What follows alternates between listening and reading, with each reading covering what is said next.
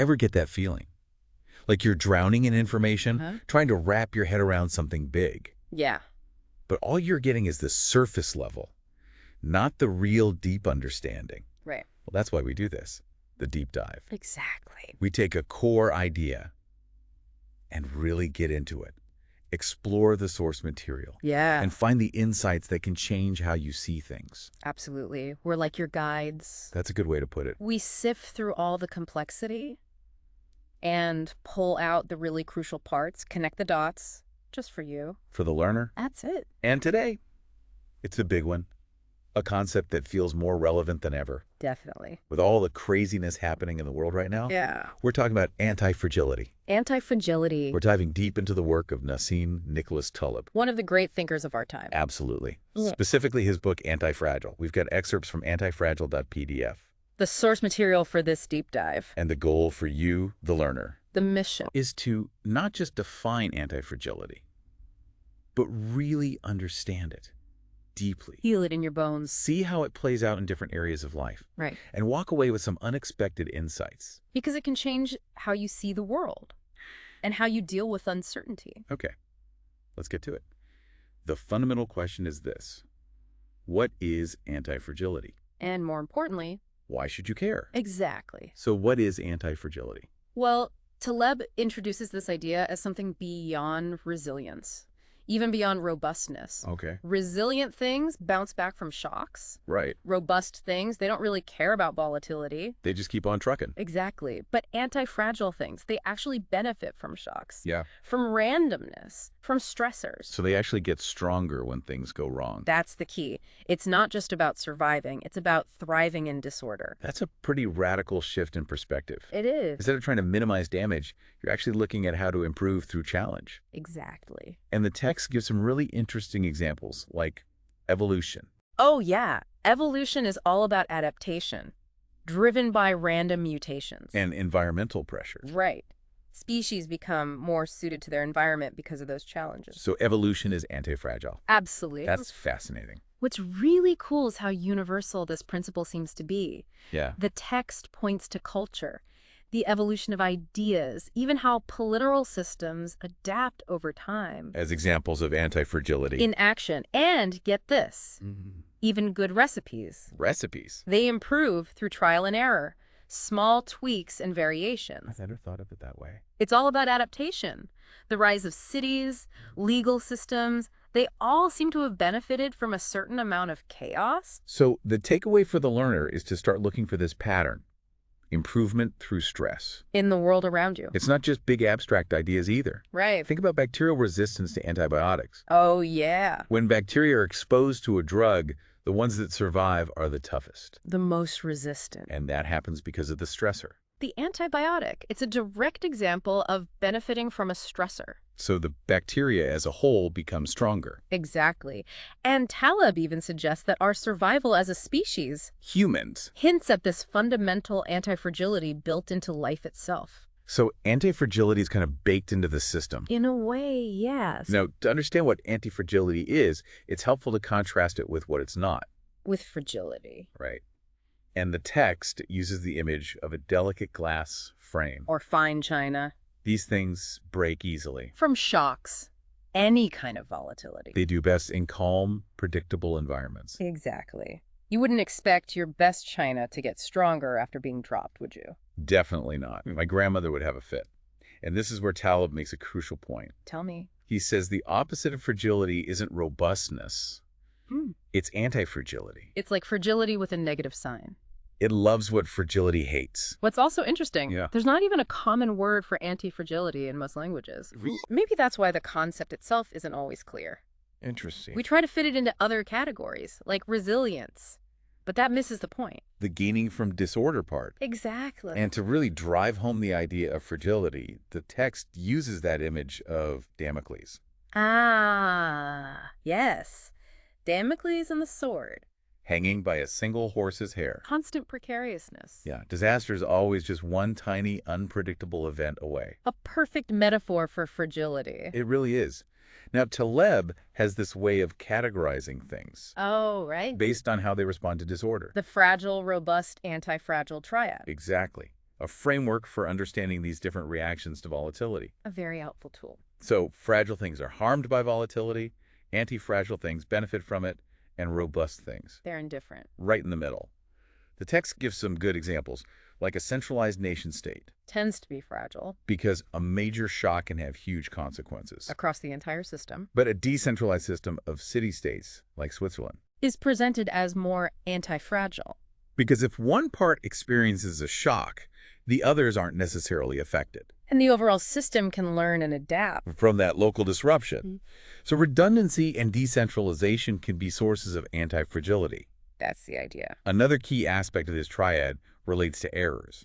How systems handle mistakes. Fragile systems have rare but massive mistakes. That can be catastrophic. But anti-fragile systems thrive on lots of small, harmless mistakes Allowing for learning and adaptation. without risking the whole system. Think about innovation. It often involves lots of tinkering, small failures, before a breakthrough. So those small failures actually make the system stronger. In a way, yes. They allow for learning and adaptation. And this leads to the barbell strategy. Ah, yes, the barbell strategy. A way to cultivate anti-fragility. By combining extreme safety in one area with small-scale risk-taking in another. Limiting your downside, but still exposing you to potential upside. From volatility, the learner should think about how to apply this in their own life. Definitely. It's a powerful concept. Okay, we're starting to get a good grasp of anti-fragility.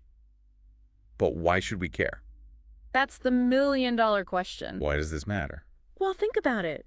We're always trying to make sense of the world. But it's unpredictable. And beyond our control, anti-fragility offers a really useful perspective. How so? Taleb talks about black swans, Black swan. those huge, unexpected events with massive consequences. The things we don't see coming. Exactly. Our usual models and predictions just don't work. History is full of those black swan events. Yeah. And it sounds like anti-fragility is the key. Not just to survive them, but to potentially benefit from them. If something actually gets stronger from shocks, then black swans become less of a threat. And more of an opportunity. That's a fascinating way to look at it. It is. The text also talks about naive rationalism. And the Soviet Harvard delusion. What are those? It's this overconfidence in our ability to understand the world. Through top-down theoretical knowledge? Exactly. And the belief that we can always figure out the reasons behind things. So we try to rationalize events after they happen. Right. And that gives us a false sense of understanding, and it can actually hinder our ability to prepare for the truly unexpected. So believing that our top-down understanding is always correct and applicable. That's the essence of the Soviet Harvard delusion. It's like we need to create neat, logical explanations for everything. Even when reality is much messier. And more complex.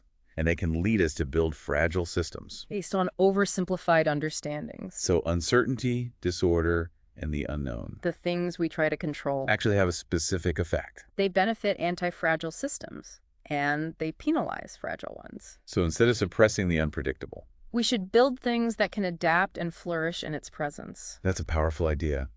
And the text brings in the element of time. Oh, yes. Time acts like volatility. The longer something exists, the more random events it will encounter. But for something that's anti-fragile, time leads to strengthening. Improvement. Through experience. Like a fine wine. Exactly. Now, there's a really important ethical dimension to anti-fragility. Fragility transfer. You shouldn't achieve anti-fragility at the expense of others. That's the fundamental ethical rule. You shouldn't gain from instability by making others more vulnerable. Exactly. The text uses the example of the restaurant industry. Ah, yes. It seems anti-fragile because new restaurants open, old ones close, and the quality improves. But the individual restaurant owners and their employees, They face a very fragile existence. the benefits of those failures go to the collective, Not necessarily to the individuals. who suffer the consequences. So the progress of a system can be built on individual failures. Sometimes, yes. The text also mentions the tension between individual fragility and the anti-fragility of systems like nature and evolution, Where individual death and hardship drive adaptation. and benefit the gene pool over time. It's a complex interplay. It really is. This leads to a discussion of modernity, The attempt to control and dominate our environment to smooth out volatility. and rely on naive rationalism. And the text suggests this leads to a denial of the inherent anti-fragility in natural systems. We try to control everything. And one consequence of this is iatrogenics, Harm caused by attempts to help. like the death of George Washington, From excessive bloodletting, a common medical practice at the time. intended to help him. But it probably made things worse. Exactly. And before penicillin, the text suggests that medicine might have had a net negative impact Going to a doctor might have increased your chances of dying. because of things like hospital-acquired infections. It's a sobering thought. And agency problems can make things even worse. Where the person making decisions doesn't have the same stakes as the person affected by those decisions. Like a doctor or a financial advisor, Making choices that benefit themselves. but harm the patient or the investor. The text also discusses how attempts to eliminate the boom-bust cycle in the economy Can lead to the accumulation of hidden risks. that eventually result in even bigger crises, It's like suppressing small tremors. which allows for a much bigger earthquake down the line. A good analogy. And with all the data we have today, the text suggests that more data doesn't always mean better understanding And can actually increase iatrogenics by creating a false sense of control. in uncertain situations. Let's look at some examples of fragility and anti-fragility in different areas of life. Starting with politics. The text contrasts the fragile centralized nation-state with the anti-fragile decentralized system of city-states. Using Switzerland as an example. And Switzerland achieves stability and prosperity despite low rates of university education, Relying more on practical skills, what the text calls techne. rather than theoretical knowledge. Episteme. Interesting distinction. And there's that image of Lenin in Zurich Plotting his revolution. versus Nabokov in Montreux. A writer aware of the human cost of such grand schemes. Two very different approaches to organizing society. Indeed. In economics, the text contrasts the stable but fragile income of a bank employee With the variable but less black swan-prone income of a taxi driver. the idea being that variability can make a system more resilient. And provide learning opportunities. There's even that suggestion of randomizing politicians Like the ancient Athenians did. to safeguard against corruption. An interesting idea. In innovation, the text emphasizes that breakthroughs often come from tinkering, From decentralized trial and error, not just top-down research. the slow adoption of wheels on suitcases is a great example. Even obvious solutions can take time to emerge. Organically. And the lecturing birds how to fly effect, Our tendency to attribute success to top-down interventions. when it actually arises from bottom-up processes. Makes you think about where innovation really comes from. It does. And in medicine, the text contrasts directed research with serendipitous discoveries Like the failure of the National Cancer Institute's plant extract screening program versus the accidental discovery of vinca alkaloids as a cancer treatment, and the turkey problem, where past experience can lead to a false sense of security. and an underestimation of potential negative events, In fragile systems. but also an underestimation of potential positive events in antifragile ones. Right.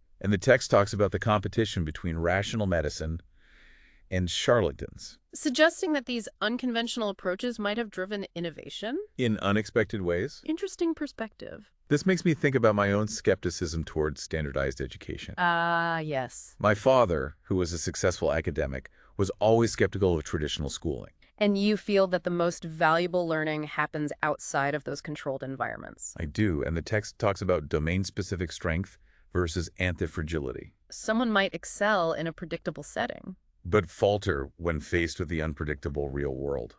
That makes sense. In finance, the text discusses Fat Tony's contrarian approach, Betting against conventional wisdom.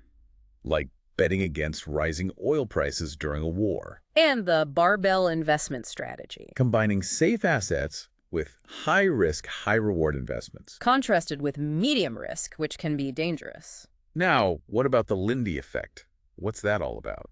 The Lindy effect suggests that for things that don't expire, Like ideas, technologies, or art forms. the longer they've existed, the longer they're likely to last. So the older something is, the more likely it is to stick around. Because it's proven its ability to withstand the test of time. And disorder. Exactly. The text contrasts this with neomania, The love of the new for its own sake. without considering his vulnerabilities. All right. Think about enduring things like tavernas, shoes, silverware, wine, cheese. or the works of Homer, Plato, and Shakespeare, These have persisted for centuries. suggesting they have inherent resilience. And the text argues that literature can be a better guide to the future than focusing on the present. Because it deals with timeless human nature. Fascinating.